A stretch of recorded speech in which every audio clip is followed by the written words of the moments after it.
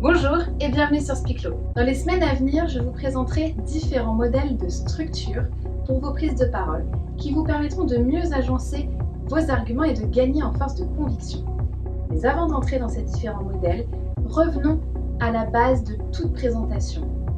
L'introduction, le développement, la conclusion. Ces trois temps forts qui vont structurer votre propos. Ces trois moments un petit peu obligatoires, vous les connaissez bien et pourtant vous avez tendance à les négliger parce que vous oubliez les enjeux qui se cachent derrière. Aujourd'hui, revenons à l'introduction. Quels sont les pièges à éviter et les règles à respecter? Le piège de l'introduction, c'est de se lancer un petit peu tout de go dans son propos en oubliant un petit peu son public. À cause du stress, de la concentration, vous avez tendance à vous mettre dans une bulle, à oublier l'intérêt de votre public dans votre sujet. Et celui-ci va le sentir tout de suite. On va tomber dans un effet catalogue, monotone, où vous allez dérouler vos arguments en oubliant un petit peu d'avoir pris la température dans la salle. Et ça, c'est très important pour susciter tout de suite l'intérêt de votre auditoire et les garder avec vous. L'objectif de l'introduction, c'est vraiment d'installer votre public dans votre prise de parole. L'image qu'on pourrait utiliser, c'est un petit peu celle du train. Vous prenez le train, vous savez où vous allez et vous vous installez confortablement en attendant d'arriver à destination. La prise de parole, l'introduction, c'est pareil. Votre public doit s'installer et savoir où il va. Pour cela, quelques règles très simples. La première, bien sûr, si l'ensemble de votre public ne vous connaît pas, n'oubliez pas de vous représenter brièvement.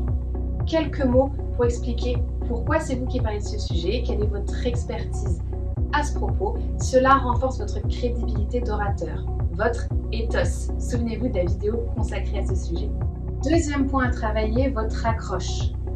L'accroche, c'est réellement ce qui va susciter l'intérêt de votre public dès le début de votre présentation. C'est ce qui va éveiller sa curiosité et l'hameçonner. Souvent, on a peur de cette accroche car on croit qu'il faut faire quelque chose d'exceptionnel. Cherchez plutôt quelque chose de simple, mais qui va refléter l'intérêt de votre sujet pour votre public. Nous reviendrons sur la question de l'accroche dans une vidéo consacrée à cela. Troisième point, votre message. Souvenez-vous, la méthode AOM. Le message, c'est ce que doit retenir votre public lorsqu'il sera sorti de la salle en une phrase simple. Et bien souvent, vous avez tendance à énoncer clairement votre message à la fin de votre présentation. C'est un piège. Dites-le clairement dès le début. Pensez aux voyageurs dans leur train. Quand ils montent à bord, ils savent où ils vont. Pour votre public, c'est la même chose. Plus il saura où il va, plus il sera d'accord pour écouter la route que vous allez emprunter, les arguments que vous allez avancer pour arriver à votre ligne de mire. Et dernier point, mais pas des moindres, surveillez votre non-verbal et votre paraverbal pour être dans la bonne énergie dès le début.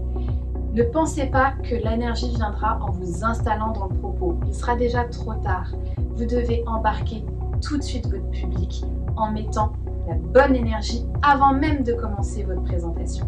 Renforcez votre ethos, travaillez votre accroche, dites votre message et surveillez votre énergie. Ce sont les 4 clés pour avoir une introduction percutante.